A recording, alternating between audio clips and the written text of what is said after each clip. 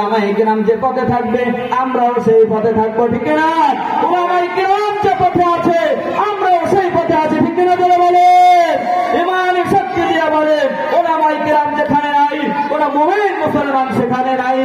উলামায়ে কেরাম যে পথে থাকবে, যে পথে থাকবে, যে সংগঠনে থাকবে মুমিন মুসলমান সেই সংগঠনে সেই দলে থাকবে, ঠিক না? এর জন্য উলামায়ে কেরামকে ভুল বোঝা যাবে না, উলামায়ে কেরামের ব্যাপারে মন্তব্য করা যাবে না। উলামায়ে কেরামের ইজ্জত থাকবে, উলামায়ে কেরামের সম্মান থাকবে। আমাদের যদি রাজপথে নামতে হয় তাও আমরা রাজপথে নামতে রাজি আছি কি আছি না? আল্লাহ পাকের দরবারে লাখ কোটি শুকর ও সুজুদ যে মহান রব্বুল আলামিন আপনাকে আমাকে ইজ্জত করে ভালোবেসে মহব্বত করে জান্নাত দেওয়ার উদ্দেশ্যে লক্ষ কোটি কোটি মানুষের মধ্য থেকে যাচাই করে বাছাই করে এরকম এক মহতী মজমায় আপনাকে আমাকে উপস্থিত হওয়ার তৌফিক দান করেছে। সে মহান রব্বুল আলামিনের দরবারে কালিমাতুল শুকর আদায় করে আলহামদুলিল্লাহ।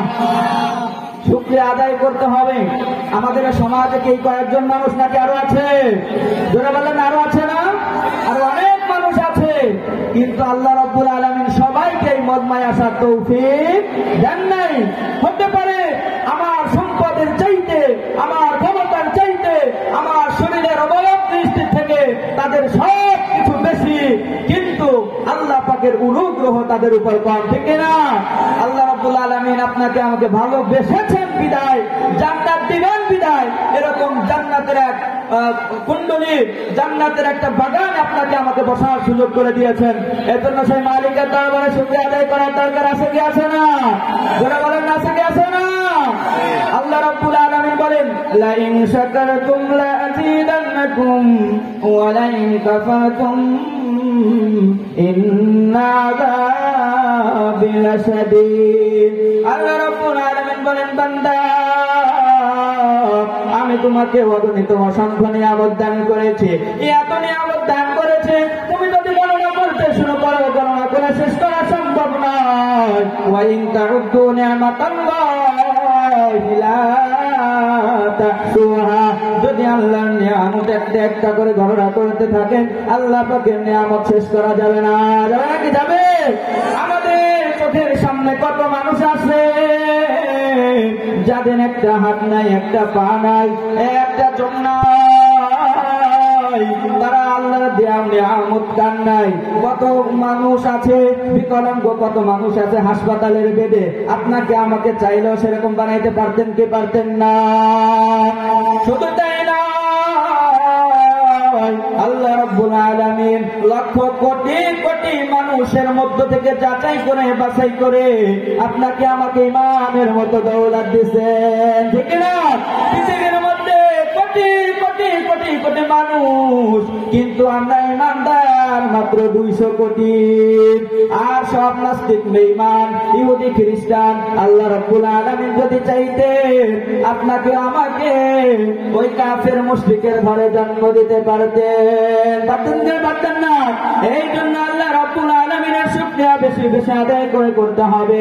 আল্লাহ রাব্বুল আলামিন এত নিয়ামত দিছে, এত নিয়ামত দিছে, আমরা তো কত গুনাহ করি, কত অপরাধ করি, কিন্তু আল্লাহ রাব্বুল আলামিন রাগ হয়ে আমার শ্বাস প্রশ্বাসটা বন্ধ করে দেয় না। দেয় নাকি? শ্বাস প্রশ্বাস বন্ধ করে দিলে বেঁচে থাকতাম? হ্যাঁ, বেঁচে থাকার কোন সুযোগ ছিল নাকি? আল্লাহ রাব্বুল আলামিন চাইলে রিজিকটা বন্ধ করে দিতে পারতেন। আল্লাহ রাব্বুল আলামিন চাইলে আমার চোখের দৃষ্টি নিয়ে যাইতে পারতেন, কর্ণকুহুর শ্রবণের শক্তি নিয়ে যাইতে পারতেন। এরকম ভাবে আল্লাহ রাব্বুল আলামিন কত নিয়ামত দিয়েছেন, কত নিয়ামত দিয়েছেন যা গণনা করে শেষ করা সম্ভব নয়। এই জন্য সেই মালিকের শুকরিয়া আদায় করবেন আপনারা ইনশাআল্লাহ। আল্লাহ আপনি আমাদেরকে কবুল করে নেন। প্রিয় ভাইরা আমার, আল্লাহ রাব্বুল আলামিন পবিত্র কালামে শরীফের মধ্যে বলেন ইন্নামা ইয়াখশাল্লাহ মিন ইবাদিহিল উলামা। আল্লাহ রাব্বুল আলামিন বলেন ও আমার নবী উম্মতকে জানাই দেন, যত উম্মত আছে, যত মানুষ আছে, সবার মধ্য থেকে আমাকে সবচাইতে বেশি ভয় করে হযরত উলামায়ে কেরাম, ঠিক না? উলামায়ে কেরাম আমাদের মাথার কেরামকে কত গালি দেয়, দেখে দেয় না? ওলামায়ে কেরামকে সন্ত্রাসী বলে আখ্যা দেয়, ওলামায়ে কেরামকে রাজাকার বলে আখ্যা দেয়, ওলামায়ে কেরামকে মাওলাবাদী বলে, ওলামায়ে কেরামকে নিয়ে কত ঠাট্টা বিদ্রুপ করে। কিন্তু ওলামায়ে কেরাম এরপরও মানুষকে জাহান্নামের আলোচনা শোনায়, মানুষকে হেদায়েতের পথ দেওয়ার চেষ্টা করে, মানুষকে হক বার্তা গুলো দেওয়া বন্ধ করে না, ঠিক না? রাসূলুল্লাহ সাল্লাল্লাহু আলাইহি ওয়াসাল্লাম হাদিসের মধ্যে বলে, ফাদলুল আলিমি আলাল আবিদি কাফাদলি আলা আদনাকুম।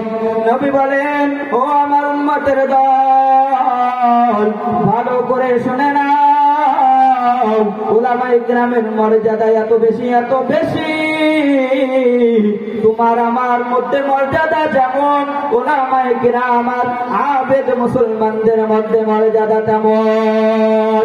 সাহাবায়ে কেরামের মর্যাদা কেমন আর হুজুর সাল্লাল্লাহু আলাইহি সাল্লামের মর্যাদা কেমন? তুলনা করা যায়, তুলনা করা যায়?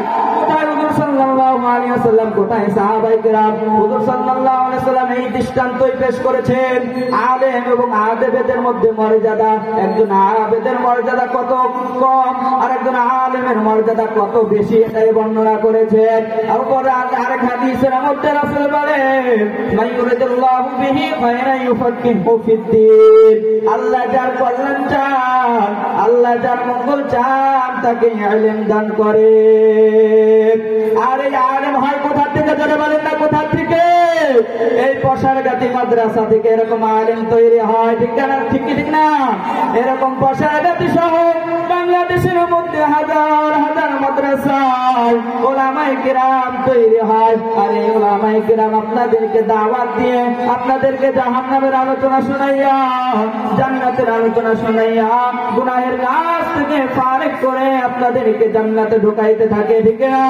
এই জন্য উলামায়ে কেরাম যেখানে আছে আমরাও সেখানে আছি, ঠিক না? এই জন্য ভাইরা আমার, এরকম ভাবে উলামায়ে কেরামের বিরুদ্ধে ধারণা করা যাবে না। উলামায়ে কেরাম যে পথে থাকবে আমরাও সেই পথে থাকবো, ঠিক না? উলামায়ে কেরাম যে পথে আছে আমরাও সেই পথে আছি, ঠিক না? বলে বলে ইমানের শক্তি দিয়ে বলে, উলামায়ে কেরাম যেখানে নাই কোন মুমিন মুসলমান সেখানে নাই। উলামায়ে কেরাম যে পথে থাকবে, যে পথে থাকবে, যে সংগঠনে থাকবে, মুমিন মুসলমান সেই সংগঠনে সেই দলে থাকবে, ঠিক না? এই জন্য উলামায়ে কেরামকে ভুল বোঝা যাবে না, উলামায়ে কেরামের ব্যাপারে মন্তব্য করা যাবে না। উলামায়ে কেরামের ইজ্জত থাকবে, উলামায়ে কেরামের সম্মান থাকবে। আমাদের যদি রাজপথে নামতে হয়, তাও আমরা রাজপথে নামতে রাজি আছি কি আছি না? যেটা বলে আছি কি আছি না?